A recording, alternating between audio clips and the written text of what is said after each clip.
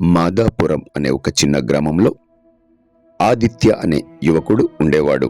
అతని మనసులో ఒకే ఆలోచన, పెద్దయ్యాక నిజాయితీగా రాజకీయాల్లోకి వెళ్ళి ప్రజల కోసం పని చేయాలి అని. ఒకరోజు అతను తన స్నేహితుడు తేజును చూసి ఇలా అన్నాడు, తేజు, నేను నాయకుడిగా మారి మా గ్రామం, మా ప్రజలకు ఏదైనా మంచి చేయాలి. అప్పుడు తేజు నవ్వుతూ, మంచిదే ఆదిత్య, కానీ నాయకుడికి ఏమేం లక్షణాలు ఉండాలో తెలుసా అని అడిగాడు. ఆదిత్యకు ఆ ప్రశ్న చాలా భారంగా అనిపించింది.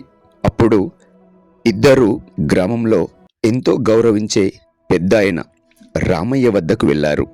రామయ్య వారిని చూసి ప్రేమగా, ఏమిటి పిల్లలు, ఏం కావాలి అని అడిగాడు. ఆదిత్య నమస్కరిస్తూ, తాతయ్య, నేను పెద్దయ్యాక నిజమైన రాజకీయ నాయకుడిగా మారాలనుకుంటున్నాను. అలాంటి నాయకుడికి ఏ లక్షణాలు అవసరమో చెప్పాలి మీరు అని అన్నాడు.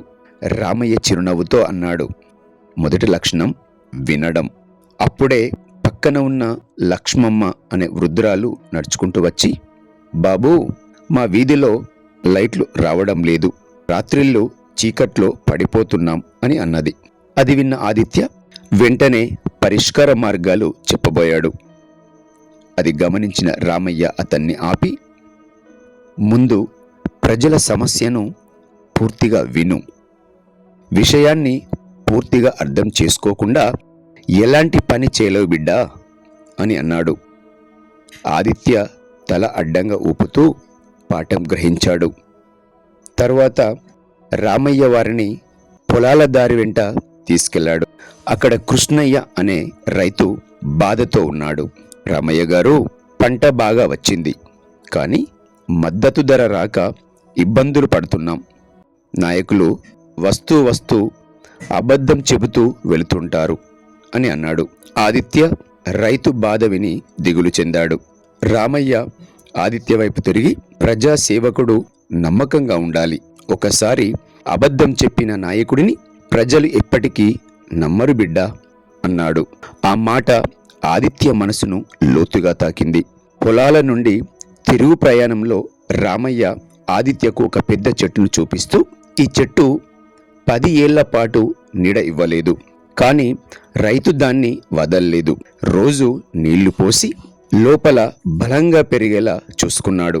ఇవాళ ఈ చెట్టు గ్రామానికి ఆశ్రయం అని అన్నాడు.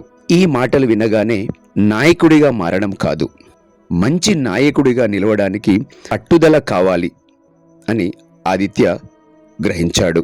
మార్గంలో చిన్న పిల్లాడు రోడ్డు మీద పడిపోయి ఏడుస్తున్నాడు.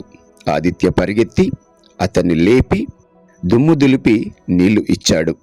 రామయ్య చిరునవ్వు నవ్వి, ఇలా మనసుతో స్పందించగలవాడు పెద్ద నాయకుడవుతాడు.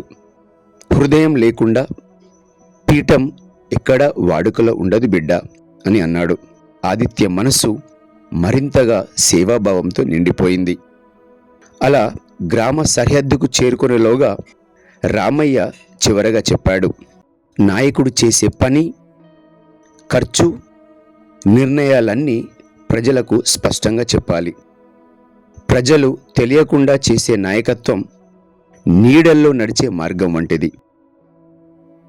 ఆదిత్య తల వంచి, నేను చేసే ప్రతి పని ప్రజల ముందే ఉంటుంది తాతయ్య అన్నాడు.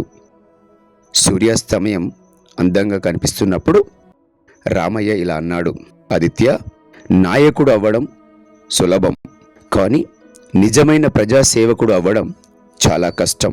నిజాయితీ, వినయం, సహానుభూతి, పట్టుదల, పారదర్శకత ఇవి కలిసినప్పుడే నాయకుడి పాదాలు పటిష్టమవుతాయి. ఆదిత్య రామయ్య పాదాలను నమస్కరిస్తూ అన్నాడు, నాయకుడిగా గాక ప్రజల సేవకుడిగా మారతాను. నీతి ఏమిటంటే, నాయకత్వం అంటే అధికారం కాదు, సేవ. ప్రజల నమ్మకమే నాయకుడి అసలు ధనం.